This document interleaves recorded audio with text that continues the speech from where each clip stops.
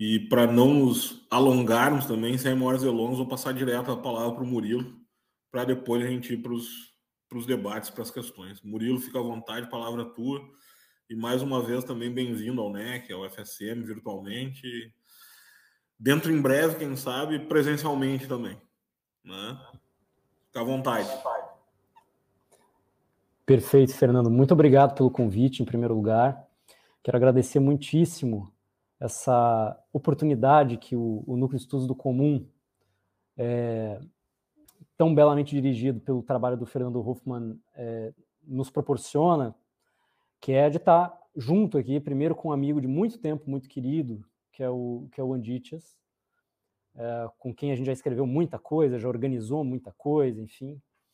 E talvez o Fernando não saiba exatamente disso, mas tanto o Anditias, que hoje está aqui conosco, quanto a Camila são duas pessoas muito importantes para mim e para um pequeno livro que eu escrevi um tempo atrás e que saiu mais recentemente pela Edra e pela Circuito, que se chama Filosofia Black Bloc. Por que eu digo que são duas pessoas importantes? Porque esse livro tinha sido, digamos, rascunhado na sua maior parte no ano de 2014, em janeiro de 2014, num verão brutal que se abatia sobre o Brasil. E eu me lembro que eu tinha acabado de defender minha tese de doutorado, estava na praia, assim, tentando parar de fazer as coisas, né? E não conseguia, porque o país estava pegando fogo e era preciso fazer alguma coisa com aquilo. Pelo menos eu sentia a necessidade de fazer alguma coisa com aquilo. E aí sai um primeiro esboço desse texto. Em 2017, claro, eu já conheci o Anditias de outros momentos, mas em 2017 teve um ponto muito importante nessa trajetória, porque o Anditias me faz um belíssimo e maravilhoso convite para estar lá em Belo Horizonte, no FMG, num evento gigante e saborosíssimo que foi organizado por ele, com muita gente interessante, com muitos debates dos mais instigantes possíveis. E ali sai uma espécie de outro texto, que vocês também encontram pela internet, com o título de Introdução à Filosofia Black Bloc, que para mim foi uma espécie de momento de arremate, né? E também de pôr à prova essas ideias que estavam ainda, talvez um pouco imberbes, no livro. Então, o Anditias teve, além de toda a importância da amizade, teve também essa particular importância na concepção desse texto e de algum pensamento que eu consegui produzir nos últimos anos sobre junho de 2013. E a Camila teve uma importância muito grande porque a convite do Acácio, porque eu ainda não conheço a Camila pessoalmente, infelizmente, a convite do Acácio, que organiza a coleção na Circuito, de pensamento anarquista contemporâneo, a Camila foi convidada para escrever a orelha do Filosofia Black Bloc. Então, não sei se o Fernando sabia disso, mas já está aqui de público. Anditias e Camila são duas pessoas, também como a Cássio e outros, que passaram ou vão passar por aqui, tiveram uma contribuição muito importante na concepção desse livro. Mas, para surpresa de todo mundo, mentira, não vai ser surpresa, não vou falar do Black Bloc hoje. Talvez não muito. Acredito que quase nada. Eu preparei um texto até para poder me autolimitar, porque se me deixar solto é um perigo. Eu preparei um texto relativamente curto, que não vai tomar muito tempo de vocês. O Anditias acertou, bastante concreto, chamado A Longa Trama de Junho. E digamos que não seja um texto pronto, acabado e definitivo, mas a primeira entrada numa série de provocações e de percepções que tem me chegado. E o que eu acho mais interessante de toda essa ideia, né? Que depois dessa magnífica fala do Anditias, como geralmente acontece, né? As falas do Anditias são magníficas, isso foi uma verdadeira genealogia e contra-genealogia da democracia representativa no Ocidente. É engraçado porque vocês talvez percebam isso, que de dois pontos de vista muito distintos, essas duas falas do Anditias e a minha, possivelmente são duas paralelas que, de acordo com a geometria euclidiana, talvez se encontrem lá no infinito. Vamos ver. Né? Então, vamos lá. O nome do texto é A Longa Trama de Junho. Ele está dividido em 3 partes. E, na verdade, é muito mais a necessidade de exprimir um pouco das questões que eu acho que são contemporâneas e que nos ligam a esses 10 anos e que, de certa maneira, se veem provocados por esse problema do léxico ou da linguagem, que eu vou tentar aqui enfrentar rapidamente e dispensar também rapidamente. Então vamos a isso. Eu queria começar dizendo que eu ando muito incomodado com a primazia que ideias ligadas à linguagem têm tido no enquadramento de problemas políticos contemporâneos. Por quê? Porque no bojo dessas ideias, tudo se passa como se a ação não apenas estivesse umbilicalmente ligada à linguagem, mas como se a ação decorresse da linguagem. Como se as ações não passassem de efeitos de performances, e os corpos, meros efeitos de fala, e num esgotado esquema no qual pensar é ligar as palavras às coisas, e as coisas forçosamente teriam que se seguir das palavras. Como consequência desse modo de abordar os problemas, parece que tudo o que precisaríamos seria inventar um novo vocabulário político para um mundo que já se encontra inteiramente pronto e acabado, com desafios definidos, com tensões já estabelecidas, e que uma nova linguagem política teria que vir resolver, e sempre progressivamente, é claro, né? E todo mundo tem uma certa ideia de que progresso seria esse. Eu sinto, no entanto, que é impossível pensar ou viver uma política em que as coisas já estão dadas e apenas os nomes próprios faltariam. O que eu geralmente observo, especialmente sobre o regime da informação, é o inverso. As palavras se amontoam, intoxicam, excedem, e as coisas e os corpos é que não comparecem. Os eventos faltam. Não por acaso, a gente está aqui hoje falando de junho de 2013, há 10 anos, um pouco mais, porque este foi o último grande evento na agenda política para um outro mundo possível de que nós nos lembramos em muito tempo. E não estamos aqui falando de junho porque junho foi capaz de inventar um vocabulário ou um almanaque de palavras adequadas. Pelo contrário, as palavras de junho evocavam um mundo que faltava, que ainda falta, aliás, né? A gente havia inventado o povo que faltava, porque ele estava nas ruas, mas só para descobrir que o que faltava talvez fosse o mundo. E talvez ele até tenha existido por um breve instante, mas quem saberá? Nas últimas décadas, é possível que nós tenhamos dado poder demais às semioses, esquecendo que toda linguagem, toda informação, todo efeito de sentido procedem de agenciamentos tecnossociais, de maquinações coletivas muito concretas, das quais as palavras participam. De outra maneira, as condições que tornam possíveis os movimentos em um campo social ficariam imobilizadas e à espera de uma linguagem que não vem. De modo que me é completamente impossível falar de junho sob o ponto de vista da linguagem. Assim como junho não foi e não se exaure em um evento histórico, mas foi por definição um devir, inacabado e ainda aberto a prolongamentos ulteriores, junho não foi linguagem. Junho foi uma maquinação coletiva de conteúdo de expressão que decorria de um agenciamento coletivo social múltiplo, febril e em transe. A esse ponto de incômodo, eu gostaria de acrescentar um outro. Por um lado, nós não nos cansamos de analisar junho sob o ponto de vista da sua efetividade, isto é, dos seus fatos, dos seus eventos, dos seus nus empirismos de todo tipo, mas também sob o ponto de vista do que junho poderia ter sido e não foi. Essa ideia de junho como potência ou junho como virtualidade. Esses são dois cacoetes de análise que muito provavelmente foram ferramentas úteis de decifração para o calor do momento. Mas hoje, eu temo que eles nos afastem de maneira metódica e talvez por hábito das duas únicas questões concretas que, a meu ver, relacionam junho ao hoje e aos desafios do presente.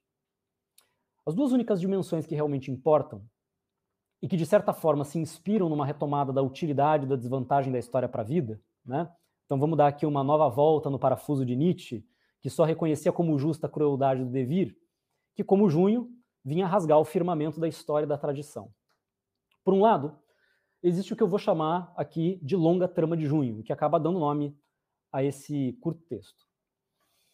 Essa longa trama de junho se confunde com a acumulação primitiva de condições de possibilidade, de lutas, de modos de vida múltiplos e contraditórios que confluíram na transversal multitudinária que junho encarnou. Por outro lado, persiste o desafio verdadeiramente político, na dimensão da ação e da organização dos corpos e dos afetos, de dar linha a essa longa trama de lutas que confluíram e tomaram a transversal de junho em algum momento. E que hoje precisam procurar pontos de apoio concretos e de desenvolvimento que certamente já são outros. Então junho é uma longa trama e junho é também uma grande transversal. Então, eu vou falar das estruturas que funcionam como meios de tensão da ecologia política de junho, mas que, justamente ao tensionar esta ecologia política, ao mesmo tempo, acabam designando o conjunto concreto de condições que, vamos dizer assim, possibilitaram os possíveis de junho, que eles viessem a ser. E, em seguida, eu vou puxando de maneira muito fragmentária e muito incompleta alguns dos fios que compõem, a meu ver, a longa trama de junho. A acumulação das singularidades das lutas que encontraram em junho uma transversal, que lhes permitia saírem dos seus impasses de singularização e aceder a um terreno comum e incompleto de novas lutas. Todo o problema que subjaz à longa trama de junho é o do acoplamento sociotécnico entre estruturas e singularidades, o do evento de composição social de uma possibilitação dos possíveis. A longa trama de junho é feita de duas dimensões. Primeira dimensão, um complexo de estruturas reais, globais e locais, em que essas lutas se apoiavam conjunturalmente e de maneira antagonista colocavam as singularidades do campo social em tensão e em movimento. Segunda dimensão, a acumulação primitiva de lutas, encampadas pelas singularidades que tentavam fazer bola de neve e fazer multidão.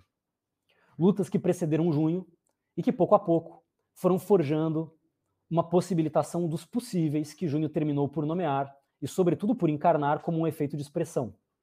E isso procede de uma articulação efetiva entre as dimensões do global e do local. Talvez nós possamos localizar, entre 2008 e 2009, na crise dos subprime loans americana, um primeiro foco no qual as primaveras globais, e junho entre elas, puderam se apoiar. A crise de 2008, uma crise global de crédito e, portanto, também de confiança no sistema financeiro internacional, exprimiu um descompasso na articulação entre duas metades do capitalismo global. A sua metade abstrata, financeira e material, por um lado, chamemos a isso o seu lado crédito, e a sua metade concreta, real e material, chamemos isso, até ironicamente, o seu lado imóvel, né? Bens reais. A ampliação e aceleração na concessão de créditos imobiliários para devedores duvidosos levaram à percepção iminente de um default generalizado. E esta percepção conduziu, então, a massivas injeções de liquidez nos mercados americano e global para evitar um colapso financeiro que poderia ter se seguido da quebra de bancos médios americanos, espraiando-se por todo o ambiente do mercado financeiro internacional. Essas políticas ficaram conhecidas como quantitative easing, e não apenas nunca mais desapareceram da cena, irrigando o campo social de moeda sempre nova, seguida de ciclos de contracionismo, como recentemente conheceram um novo fôlego durante a pandemia do coronavírus. No caudal das ameaças de quebras e dos salvamentos financeiros, o regime de monopolização dos lucros, mais de socialização das perdas e dos prejuízos, produziu-se um movimento muito importante nessa cena que foi o Occupy Wall Street, um movimento contestatório de massas que, em 2011, questionava a desigualdade de renda e riqueza nos Estados Unidos e prometia ocupar o coração financeiro do mundo. Todo esse contexto de crise leva a uma reorganização do próprio capital, que, desafiado a crescer em condições de estagnação ou até de decrescimento que marcaram os anos 2008 e 2009, esse capital progressivamente se plataformiza. Nesse ponto, estamos nos alvores do chamado capitalismo de plataformas. Enquanto assistimos morrerem as nossas comunidades preferidas no Orkut, um capitalismo de dados massivo vai se formar progressivamente nas enclosures de Big Data das grandes plataformas que ficariam conhecidas nos anos 2010 e 2012 como as FANG, né, que era o acrônimo para Facebook, hoje em dia Meta, né, Apple, Amazon, Netflix, Google. Como seu negócio era data-driven, né, era direcionado por dados, seja na área das redes sociais, produtos e bens de consumo, streaming, entretenimento online, mobilidade urbana, etc., essas plataformas vão pervasivamente colonizando porções cada vez maiores do nosso tempo, relações, afetos e existências. A tal ponto que elas se tornam plataformas de circulação e de logística social, que subsumem porções cada vez maiores da vida social planetária, vetorializando suas ecologias. Esse arranjo do capitalismo mundial integrado fornece uma nova alavanca, concentracionária e quase monopolista da vida em geral. Reorganizando a circulação do crédito, dos fluxos monetários, dos imóveis, elas nos deixam em um novo patamar de abstração e nos impõem um novo ritmo de circulação. Por outro lado, essa reorganização capitalista não pode acontecer sem, ao mesmo tempo, preparar infraestruturas que nos mais diversos continentes vão servir para acelerar as semioses de composição das lutas. É a velha lição de Foucault, né? Não apenas as resistências precedem as relações de dominação, as relações de poder, como estas fornecem as condições para a multiplicação de resistências e para a reversibilidade estratégica das próprias relações de poder que estão dadas. O impasse dos poderes até pode durar um certo tempo, mas ele não é páreo para a imaginação e para a invenção da liberdade. Pelo menos essa é a minha aposta, e acho que era do Foucault também.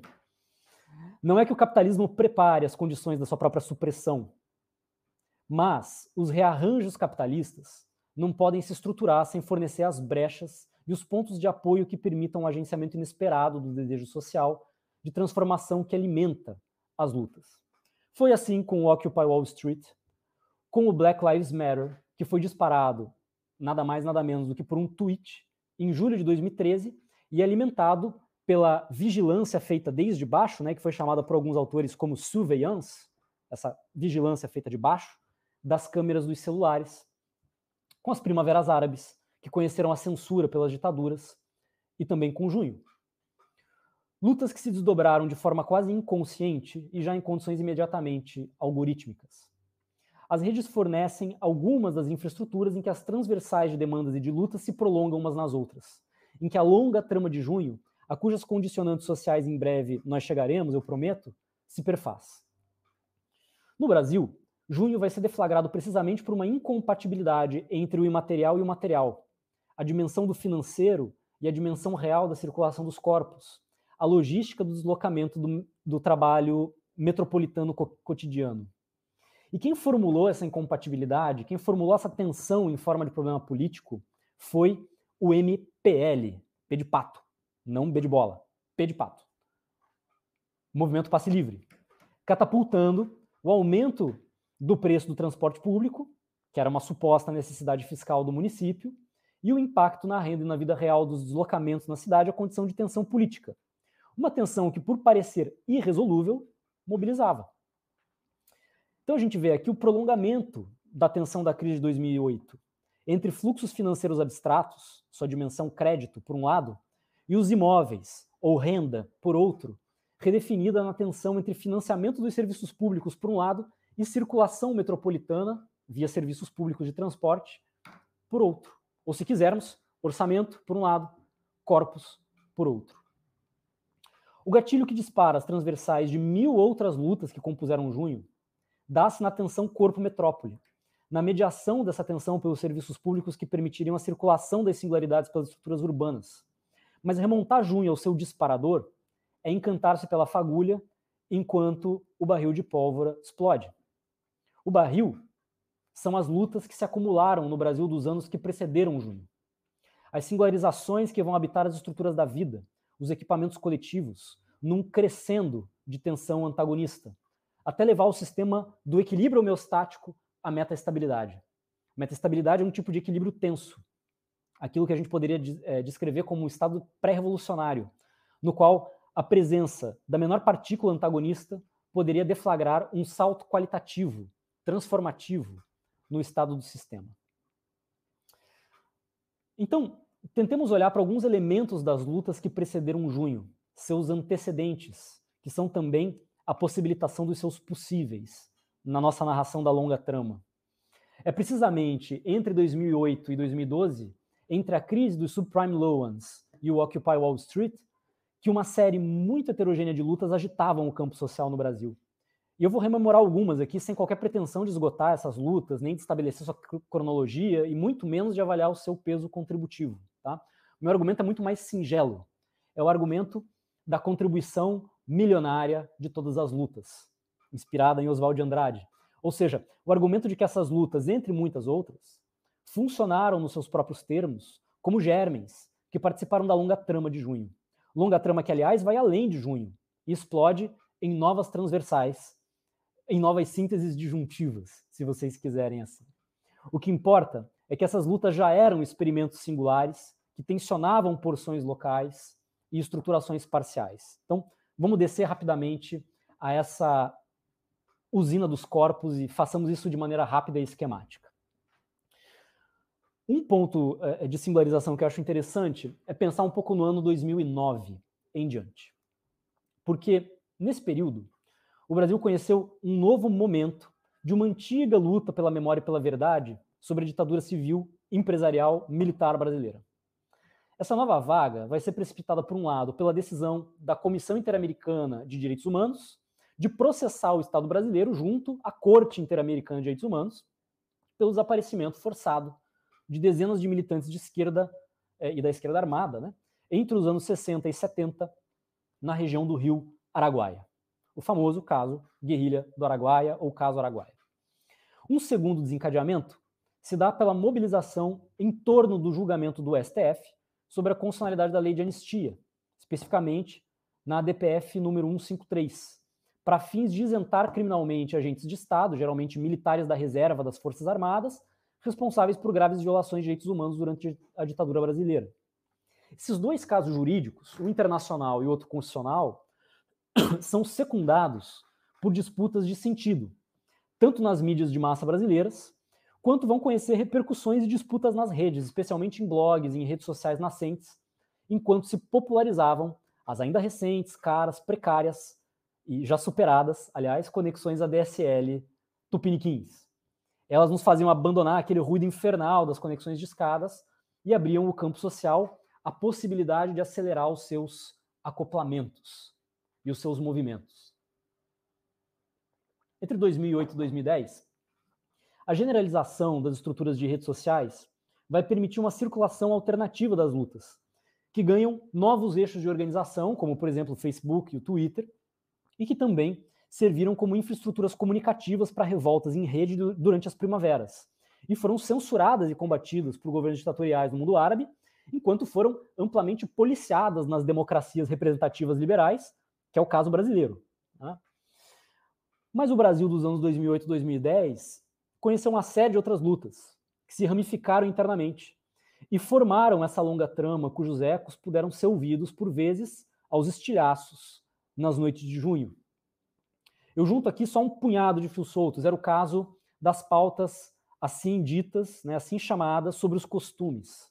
Caso das pautas sobre a descriminalização da interrupção da gravidez, que está de novo em voga, o direito ao aborto seguro, né, ao aborto como política de segurança de saúde pública, e não política de segurança pública com a sua criminalização, das marchas contra o Estatuto do Nascituro, das marchas em favor da descriminalização da maconha, nos seus vários usos e várias aplicações, as chamadas marchas da maconha.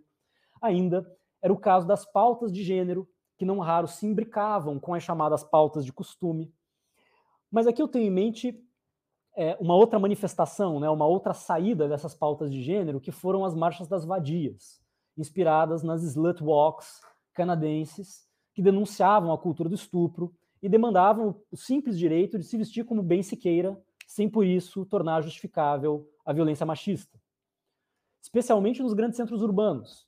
O Brasil, desses anos, também conheceu marchas pela desmilitarização das polícias, movimentos de mães de vítimas de violência do Estado, lutas que no Brasil são inequivocamente atravessadas pela questão de raça e pela denúncia da perseguição sistêmica das polícias às classes pobres e às pessoas pretas e pardas. Ao mesmo tempo, o levante popular da juventude protagonizava esculachos, inspirados nos escrachos argentinos, denunciando torturadores nas portas das suas casas, renomeando espaços públicos, botando abaixo monumentos que contavam a história dos que venceram. E claro que há movimentos, marchas e paradas. A gente poderia citar, por exemplo, a parada do orgulho LGBTQIAPN+, que tem um curso muito mais longo na história. Ou a Marcha para Jesus, que não chega a ser exatamente um movimento contestatório, né? Mas que entra no calendário e vai ser extremamente importante, especialmente no Brasil dos anos 2016 em diante, né? Na eleição de Bolsonaro e etc. e tal, entra no calendário oficial brasileiro em 2009. Então esses anos são realmente o ano de uma certa bifurcação interessante, né? Eu poderia citar um monte de outros movimentos, marchas e paradas, mas aqui eu vou tentar me ater de maneira fragmentar e incompleta a esses vetores de lutas que me parecem ser mais candentes naquele bloco histórico, especialmente naquele bloco histórico pré-junho. Isso, obviamente, não invalida outras lutas nem outras marchas. Os anos seguintes vão ser acumulados de novos vetores que eu reduziria didaticamente a 3 principais. O primeiro é um vetor socioambiental e ecoterritorial, que abrange as lutas territoriais indígenas, as lutas antiespecistas e resistências situadas contra remoções. O segundo, ao autonomismo metropolitano e a dinâmica das ocupações urbanas. O terceiro, as lutas mais difusas e ambivalentes contra a corrupção sistêmica e o desencanto com a política de Estado. Todas essas lutas se acumularam justamente embaixo do tapete da maré rosa, isto é, sob os pés dos governos progressistas latino-americanos e em condição de relativa potencialização dos pobres. Potencialização que foi atingida por meio de políticas de crédito, de acesso ao consumo, acesso à renda e acesso à habitação. E nada disso é ruim, muito pelo contrário. No entanto, qual que é o problema? É que essa potencialização dos pobres não apenas foi tímida e insuficiente para reverter as miríades de desigualdades do Brasil profundo, como paradoxalmente aconteceu sob contradições sistêmicas muito graves perpetradas por esses mesmos governos que as patrocinaram. No Brasil, foi o caso dos mega-eventos. Copa do Mundo e Olimpíadas, me lembro aqui, esse evento um dos eventos, aliás, foi o evento no qual Andites e eu nos conhecemos pessoalmente, foi a Copa da Exceção, né, que o Andites fez lá no FMG, da violência financeira e econômica organizada em consórcio com o Estado contra territórios e populações minoritárias. É o caso de remoções e gentrificações de áreas pobres, das questões energética e ambiental que opunham o desenvolvimentismo como política de Estado à preservação ambiental e de modos de vida tradicionais. Daria para citar, por exemplo, as usinas de Belo Monte, de Jirau, projetos da ditadura desengavetados pelas democracias de esquerda, a contribuição das lutas metropolitanas, das populações indígenas, dos trabalhadores precários e intermitentes, e por aí afora. Relembrando essas lutas, o que fazemos aqui nada mais é do que desemaranhar os fios mais evidentes de um imenso novelo. E eu cito essas poucas, e ainda assim, como vocês veem, muitas lutas, com a intenção de mostrar-lhes que junho acontece no caudal de uma longa, longa trama. Quero dizer, o campo social no Brasil pré-junho poderia ser descrito como uma estrutura cujos equipamentos coletivos, urbanos, relacionais, semióticos, existenciais, afetivos, já vinham sendo tensionados por uma multiplicidade dispersa de singularidades e de lutas que junho mais ou menos enfechou nas suas transversais. Talvez a mais compreensiva de todas, em termos expressivos, e é aqui que a gente começa a ir ao encontro da fala do nosso querido Dites, tenha sido a plural transversal da sociedade contra o Estado.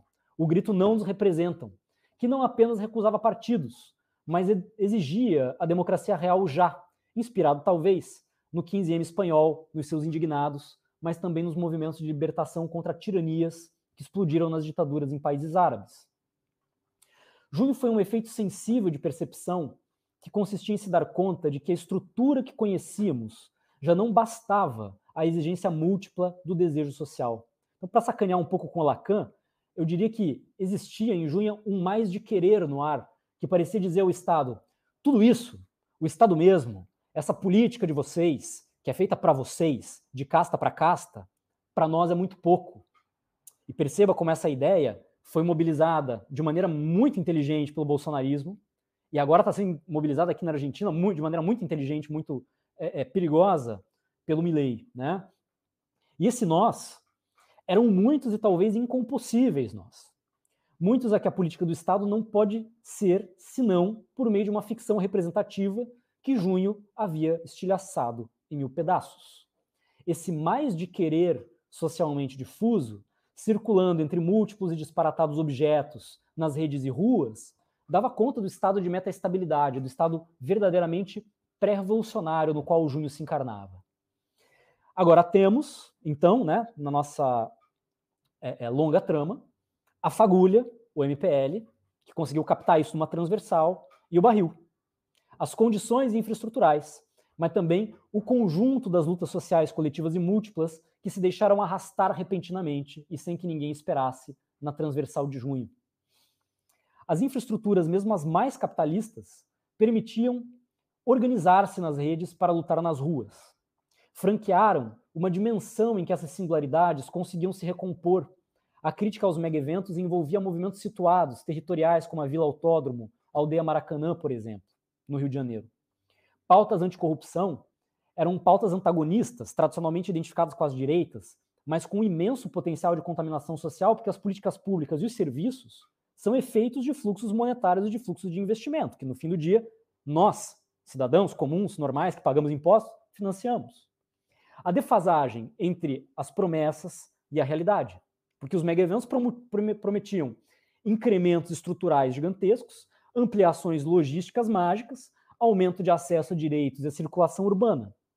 Isso contrastava com o sistema político de castas, de privilégios, bem como com práticas de corrupção que hoje nós sabemos sistêmicas, apesar das maneiras processuais absolutamente tortuosas. As recusas representativas marcaram essa transversal, uma linha de arrebentação comum a movimentos sociais prévios que tinham nos seus múltiplos termos muitas dificuldades em articular demandas de subjetividade, de costumes, de gênero, de raça e de classe, mas que eram atravessados por componentes que, ao mesmo tempo em que eram múltiplos, eram também comuns, passíveis de transversalidade. Por isso precisamos ver, sob as palavras de recusa, né, isso que poderíamos chamar de uma face noturna de junho, as ações de retomada do político pelo campo social, ou seja, a sua face diurna, iridescente. Essa transversalização das singularidades se torna manifesta na fricção que o André tratou magnificamente entre democracia real e democracia fictícia, a representação. Verdadeiro estado de alienação do desejo do poder sociais, a divisão política e representativa. Eis o que gera uma dinâmica de sociedade contra o Estado, uma demanda por dissolução, pelo fim das hierarquias, das divisões, dos dimorfismos.